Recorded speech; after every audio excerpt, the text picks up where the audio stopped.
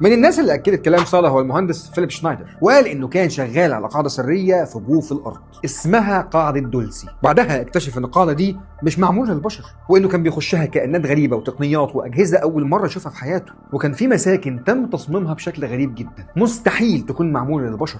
وفجر خبر صادم للكل ان في 131 قاعده سريه نشطه في امريكا بس، وكلهم بنفس نظام قاعده دولسي. وقال ان فعلا في اتفاقيات بتنص على تبادل المعلومات والخبرات والتقنيات ما بين البشر وكائنات تانية. شنايدر من بعد التصريحات دي حياته اتلخبطت واتقلبت. حاولوا يختلوه ويخطفوا بنته اكتر من مره، لدرجه انه طلع وقال لو انا مت اعرفوا ان الحكومه هي اللي عملت كده علشان انا فضحتهم.